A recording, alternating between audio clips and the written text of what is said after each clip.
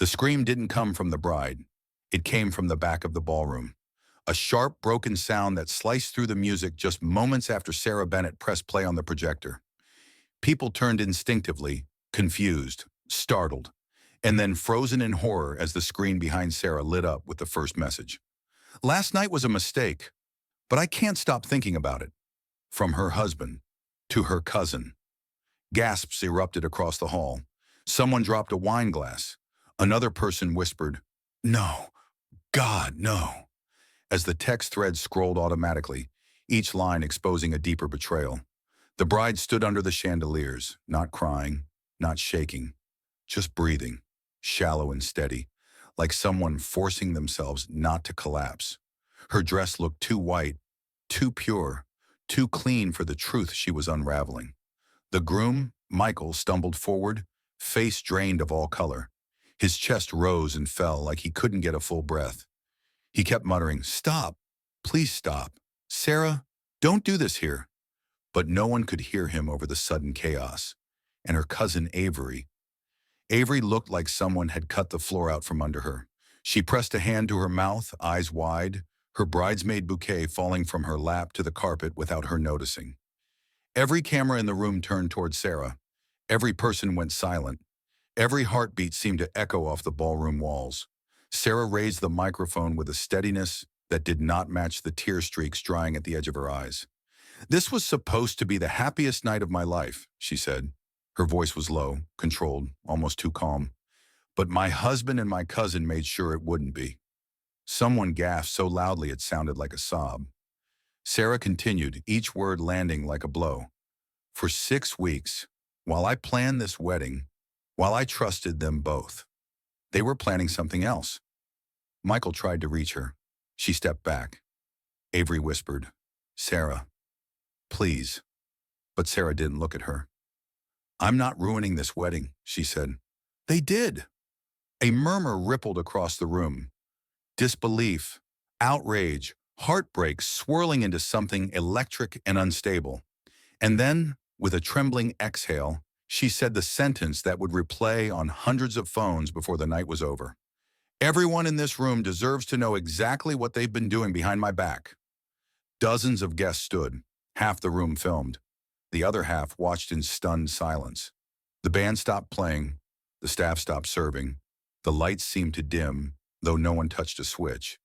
It was the kind of moment people would talk about for years. Not because it was dramatic, but because it was real. Raw, undeniable, irreversible. And just like that, in the middle of her own wedding reception, Sarah exposed the truth that had been rotting beneath the surface for weeks. But the betrayal didn't begin in that ballroom. It began 8 weeks earlier, with a message that should never have existed. To understand how a wedding night could collapse in front of 200 people, you have to understand the people standing at the center of it. The ones who smiled in photos, laughed in group chats, hugged at holidays, and hid the kind of secrets only family can destroy. Sarah Bennett wasn't the kind of woman people expected to break under pressure. She grew up in a family where everyone depended on her. The calm one, the mediator, the one who remembered every birthday and planned every gathering. She wasn't naive. She wasn't helpless. She loved deliberately, trusted fully, and forgave generously. Maybe that's why this cuts so deep, because she had given both of them everything they needed to hurt her.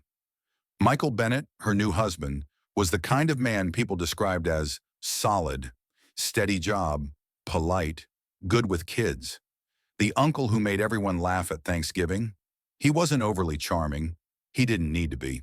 He was dependable, predictable, or at least he pretended to be. He met Sarah through mutual friends 3 years earlier. They looked perfect together, her gentle steadiness balancing his easy humor. No dramatic fights, no trust issues. Nothing that hinted at the kind of betrayal that would later explode under chandelier light. And then there was Avery Mitchell. Avery wasn't just family. She was family. Sarah's cousin, her childhood partner in crime, the girl she shared rooms with at sleepovers, secrets with in high school, dresses with at parties. They grew up like sisters, closer than some siblings. Avery was loud where Sarah was quiet, spontaneous where Sarah was careful. She drew attention without trying and collected admiration without meaning to. After a messy breakup 6 months earlier, she spent more time with Sarah. Partly for comfort, partly because Sarah opened her home without hesitation. Avery slept on Sarah's couch during her worst nights, borrowed makeup from her vanity, cried into her shoulder about heartbreak, held Sarah's wedding dress during fittings, stood beside her as a bridesmaid with the confidence of someone who belonged there. And Michael? He had been around long enough to become part of the trio. He and Avery joked like cousins-in-law do. Playful, harmless, familiar. Or at least that's what everyone believed. But affairs don't begin loudly. They begin in the quiet places where boundaries are soft and emotions blur. They begin when someone stays 5 minutes too long after helping with something, or when a joke lands too comfortably, or when grief meets attention, or when loneliness meets someone who knows just enough about you to slip past your guard. The first crack appeared so subtly that Sarah didn't see it, didn't feel it, didn't even know to look for it. It happened one night in her living room, 2 months before the wedding, when Avery complained about struggling with her breakup. Michael sat beside her on the couch, offering a warm smile and a reassuring, "You'll be okay. You're stronger than you think." Nothing inappropriate, nothing that crossed a line, but Avery's laugh lingered too long. Michael's eyes softened too much, and Sarah, exhausted from wedding planning, simply assumed it was kindness. Then came the small gestures, Avery brushing lint off Michael's jacket, Michael offering to help her carry boxes to her car. A quick hug goodbye that lasted a breath too long, the kind people notice only in hindsight. Sarah didn't catch any of it. Because why would she? Betrayal often happens behind the one person least capable of imagining it. What no one in the family knew then, not Sarah, not her parents, not the bridal party, was that the connection between Michael and Avery had already shifted by the time Sarah mailed out her wedding invitations. The late-night messages had already started. The inside jokes were already shared privately.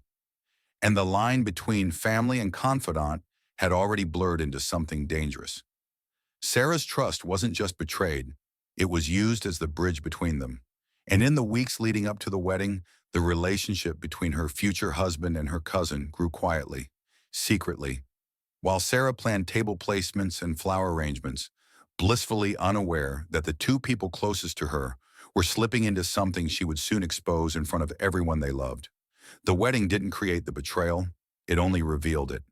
And the truth began long before the ballroom lights dimmed, in a timeline Sarah was about to uncover piece by piece. The affair didn't start with a scandal. It started with something small, so small Sarah wouldn't have noticed it even if she tried. 7 weeks before the wedding, Avery texted Michael late at night. Nothing dramatic, just, "Still awake?" He replied 2 minutes later.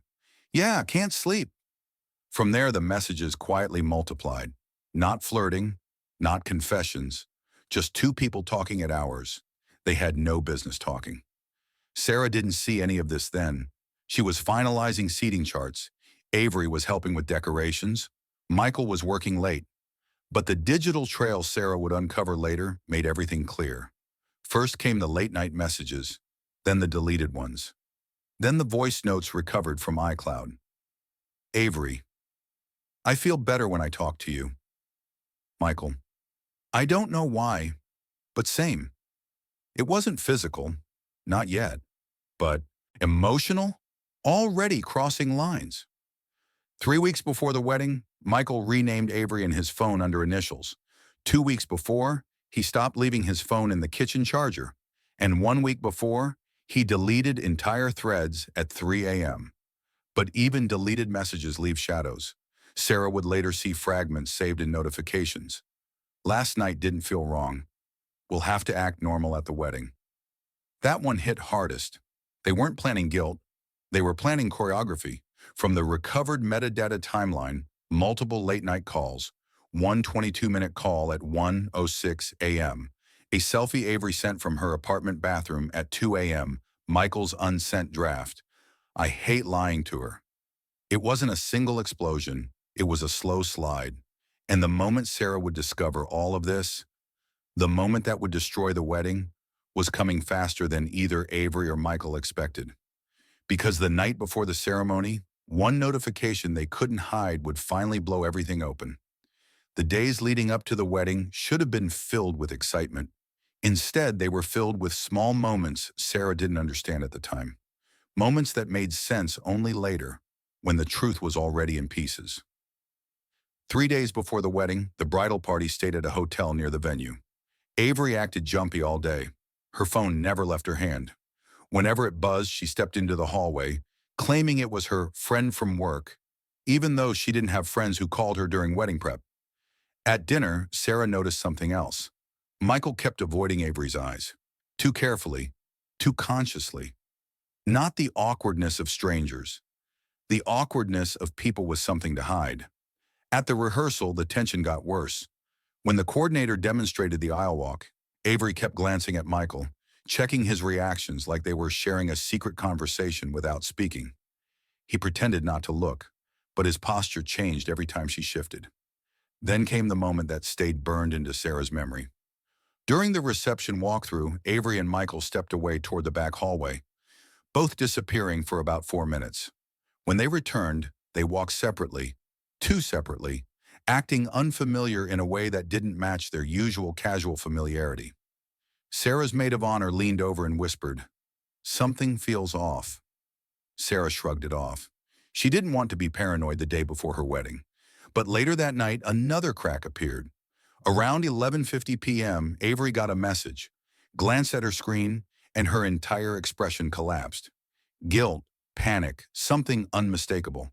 She quickly flipped the phone upside down. Sarah wasn't supposed to see it. She saw enough. Michael's name at the top. A preview bubble. "Can we talk before tomorrow?" Avery locked her phone instantly, pretending nothing happened. Sarah didn't ask questions. She didn't want to ruin the night.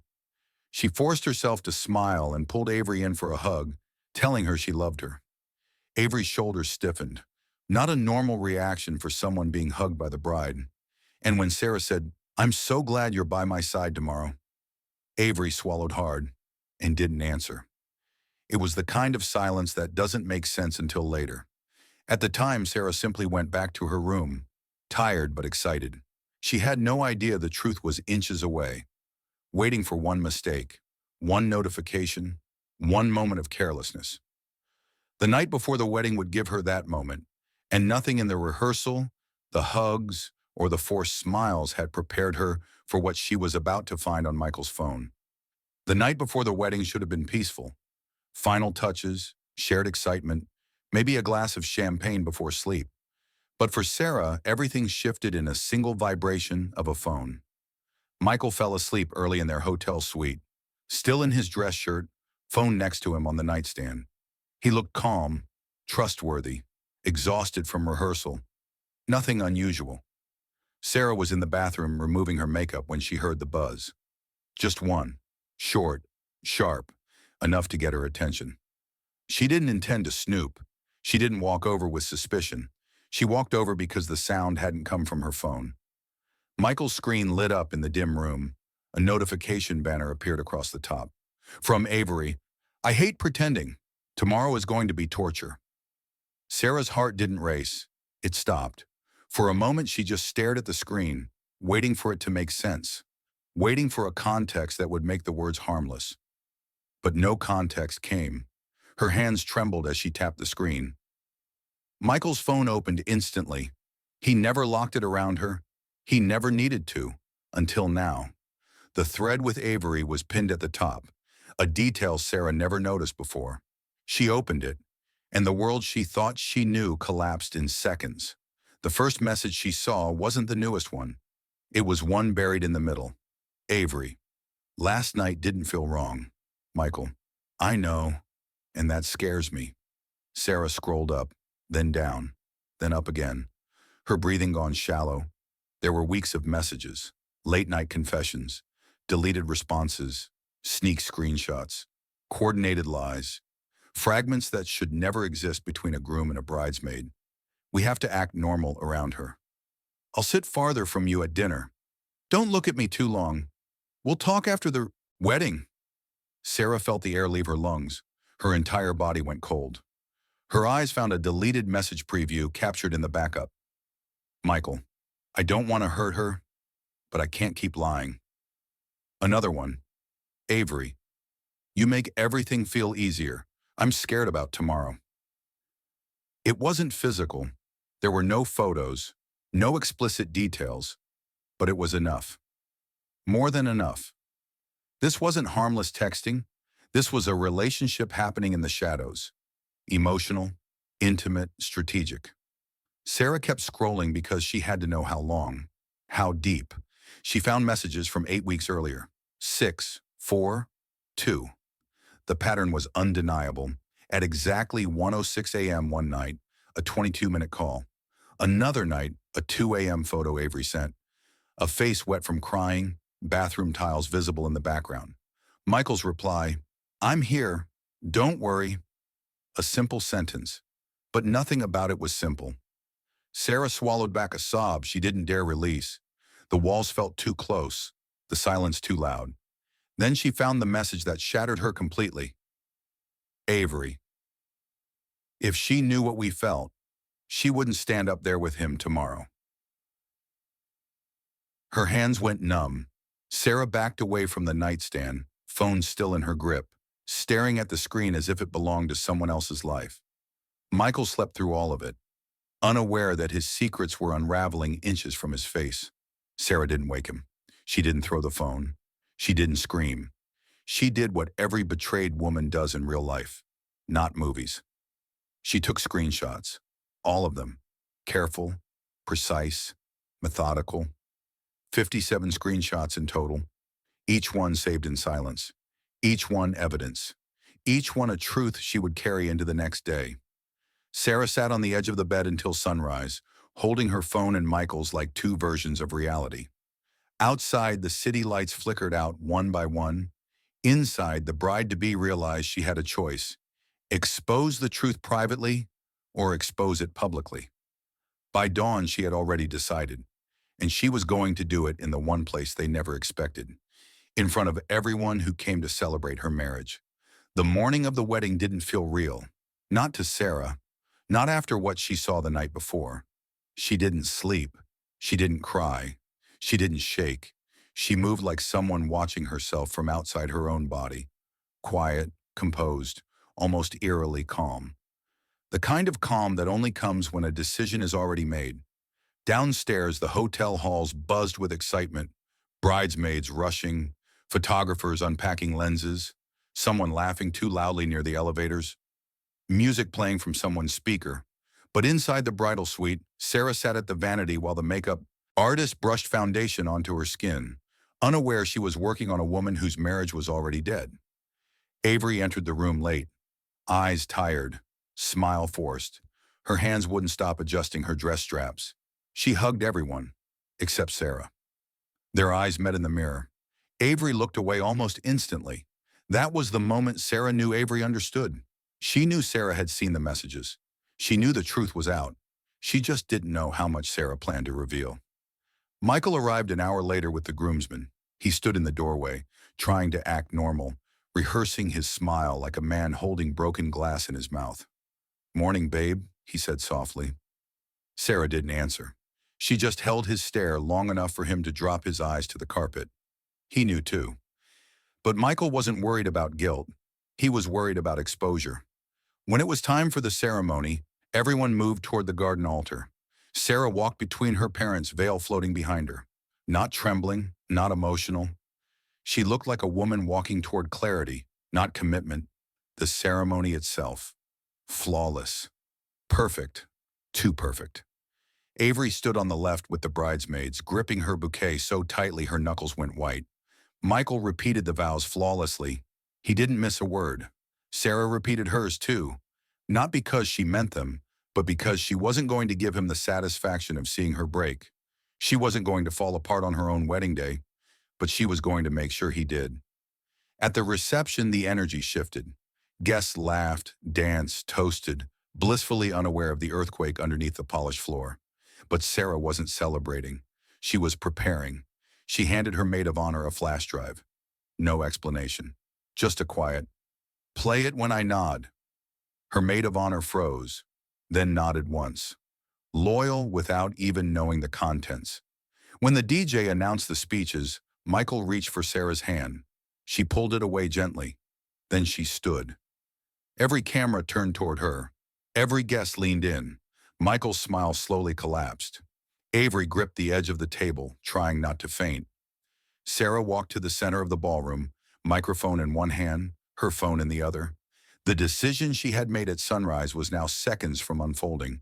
No turning back, no softening the blow. She raised the microphone, steady, fearless, and looked directly at the two people who had betrayed her. Everything that had been hidden in midnight messages and deleted threads was about to come into the light. The ballroom lights dimmed just slightly as Sarah stepped forward with the microphone. Guests quieted instantly. A bride about to give a speech is always a moment worth recording, and within seconds, dozens of phones were lifted, pointed at her in anticipation. They expected gratitude, laughter, a sweet toast.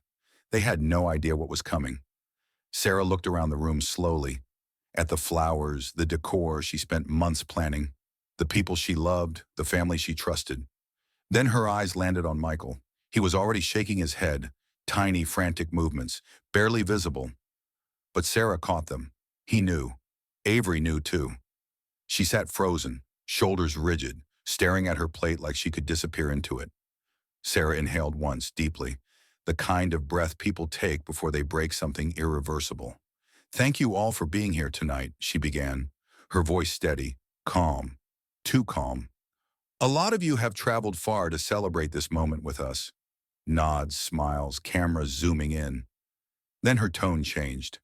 Not loud, not angry, just sharp enough for every person in the room to feel it. "And I believe every person here deserves to know the truth." A ripple moved through the guests. Confusion, curiosity, unease. Michael stood slightly, voice trembling. "Sarah, don't." She held a hand up. He sat back down. "I want to thank my husband," she continued, "for showing me exactly who he is before our marriage even had a chance to begin." People gasped. Someone whispered, "Oh no." Someone else whispered, "What happened?" Sarah nodded to her maid of honor. The projector behind her lit up. A text thread appeared in enormous clarity. "Avery, last night didn't feel wrong." "Michael, I keep thinking about it. We need to act normal tomorrow." The entire ballroom sucked in a collective breath. A single chair clattered as someone stood too quickly. A glass shattered near the bar. Avery covered her mouth, face pale, eyes filling with tears she couldn't hide. Michael pushed through the crowd, trying to reach the projector table. "Turn it off! Turn it off now!" A groomsman blocked him. "Michael, sit down." Sarah didn't flinch. She tapped her phone. Another screenshot appeared. "Avery, we'll talk after the wedding." Michael, "I hate lying to her." Cries broke out. Aunt Linda put her hand over her heart. Two bridesmaids burst into tears. Not for Avery, but for Sarah. Avery whispered, "Sarah, please, don't do this. Please." Her voice cracked so badly half the room heard it. But Sarah wasn't speaking to Avery or Michael. She was speaking to the truth. "For 6 weeks," she said, microphone steady in her hand, "while I planned this wedding, while I trusted both of you, you were building something behind my back." Michael started crying, half panic, half shame. Avery couldn't breathe. Her mother tried to get to her, but people stood in the way, too stunned to move. Sarah turned to the guests, her voice rising for the first time. "I want everyone here to hear me clearly. I did not ruin my wedding day." They did. Phones were recording. People were crying. The atmosphere had shifted from celebration to electric heartbreak. Sarah removed her wedding ring slowly, deliberately. She placed it on the microphone stand. "I will not be married to a man who shared vows with me and secrets with my cousin." The ballroom erupted. Some shouted at Michael. Some yelled at Avery. Some ran towards Sarah to hold her. Michael dropped to his knees, sobbing into his hands. Avery was shaking violently, unable to form a single word. Sarah walked off the stage, shoulders straight, chin lifted, the only person in the room who wasn't falling apart. She didn't look back once. Not at the projector. Not at Michael. Not at Avery. The bride walked out of her own wedding, not broken, but done. The moment Sarah stepped out of the ballroom, the wedding her family had spent months preparing for detonated behind her. Inside, chaos erupted. Avery collapsed into tears at the bridesmaid table, shaking uncontrollably. Her mother rushed to her, demanding answers she couldn't give. The bridesmaids backed away, horrified. Some crying, some furious, none of them willing to comfort her. Michael tried to chase after Sarah, stumbling through the crowd, but two groomsmen blocked him. "Don't," one of them said under his breath. "You've done enough." Guests argued. Some shouted at Michael. Others gasped, replaying the text they'd seen on the projector. Phones buzzed non-stop as videos shot across group chats within minutes. Someone yelled, "How could you do that to her?" Another yelled at Avery, "She trusted you." A guest threw a napkin at Michael. Not violent, but loaded with disgust. The DJ muted the music. The caterers froze. The flower girl started crying without understanding why. Meanwhile, Sarah walked straight past the hotel lobby, bouquet still in her hand. Her makeup was intact, her face expressionless. The kind of expression a person wears when they've cried all their tears long before reaching the exit. Her maid of honor caught up with her outside. "Do you want me to come with you?" she asked softly. Sarah shook her head. "I just need to go home." She didn't raise her voice. She didn't break down. She got into her parents' car, sitting in the back seat between her mother and father, like she was a child again being driven home after something painful at school. Inside the ballroom, the fallout grew worse. Avery tried to stand, but her legs gave out. Her fiancé, yes, she had one, had witnessed the entire thing. He pulled the engagement ring from his pocket and placed it on the table, beside her without a word. Then he walked out. She screamed his name, but he didn't turn around. Michael was escorted to a separate room by a venue staff member to prevent the confrontation from becoming violent. He slumped into a chair, face in his hands, repeating one sentence over and over. "I didn't think she'd find out like this." Not, "I'm sorry," not, "It was a mistake." Just that. Proof of what he had really feared. Not guilt, exposure. As Sarah's parents' car pulled out of the hotel drive, the ballroom behind her was still spinning in chaos. People argued in corners. Some guests left early in shock. Others stayed, stunned, staring at the projector screen, replaying the text burned into it. Avery's family tried to shield her, but the shame was too big to hide. And somewhere in the middle of the mess, a bridesmaid whispered the truth the whole room felt. She didn't ruin the wedding. She saved herself. Sarah sat quietly in the back seat, leaning her head against the window, the streetlights passing in soft blurs. She didn't cry. She didn't speak. She wasn't shattered. She wasn't weak. She was done. And the wedding that should have marked the beginning of her life with Michael instead became the end. The very public, very final end. Of something that was broken long before she walked down the aisle. The morning after the wedding didn't feel like the morning after a celebration. It felt like the aftermath of a storm. Sarah woke up in her parents' guest room with a pounding headache, not from alcohol, but from the hours of holding herself together. There were 47 missed calls from Michael. She didn't open a single one. The maid of honor texted her first. "Everyone saw. Everyone supports you." Then came the videos. Different angles, different phones, thousands of views within hours. By noon, Sarah was sitting in a family law office holding a folder of screenshots she'd taken from Michael's phone. The attorney flipped through them silently. The messages, the previews of deleted texts, the call logs, the iCloud backups, the 2 a.m. selfie from Avery's bathroom. He closed the folder gently. "Sarah," he said, "this isn't just grounds for an annulment. This is a pattern of deception. You have more than enough." Sarah didn't want revenge. She wanted distance, closure, freedom from a marriage that didn't even last a night. The attorney filed for annulment the same afternoon. Meanwhile, Michael was unraveling. He showed up at her parents' house, pounding on the door until her father stepped outside. "Leave," he said firmly, "or I'll call the police." Michael didn't argue. He backed away, crying, whispering apologies that came far too late. Avery wasn't doing any better. Her fiancé broke off their engagement immediately after the reception. Her mother wouldn't speak to her. Her phone exploded with messages from relatives demanding explanations she didn't have. Within a week, Avery packed bags and left town, not for a trip, but because her own family couldn't bear the shame she'd brought into the wedding. In court, Michael tried to soften the truth. He claimed it was emotional confusion, not an affair. He and Avery insisted it never became physical. The judge wasn't swayed. He looked directly at Michael and said, "Infidelity isn't only physical. It's anything that destroys trust."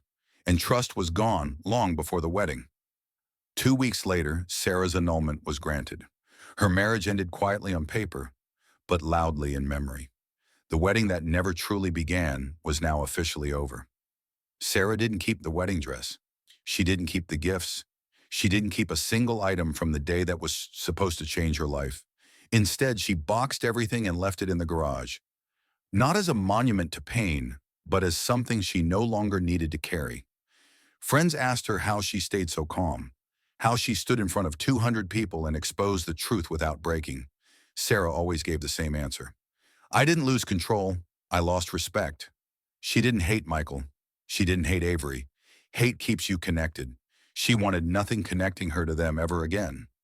The video of her speech circulated privately among guests, becoming a quiet legend in the family. Not because it was dramatic, but because it was honest. She returned to work. She rebuilt her routine. She rediscovered herself. There were nights she replayed the moment she stood on that stage, microphone in hand, truth behind her on a projector. Nights she wondered how close she had come to marrying a lie. Nights she thanked herself for choosing truth over humiliation in silence. One evening, months later, a friend asked her, "Do you regret exposing them like that?" Sarah took a moment, thinking, then replied, "No, they betrayed me privately. I confronted them publicly." Balance. It wasn't revenge. It wasn't cruelty. It was clarity. And her final line, the one she never said at the wedding but carried with her forever, became the quiet truth of her life going forward. "I didn't ruin my wedding. I ruined their cover." The day she walked out of her own reception was the same day she walked into the rest of her life. Stronger, sharper, wiser, and finally free from the people who didn't deserve her in the first place.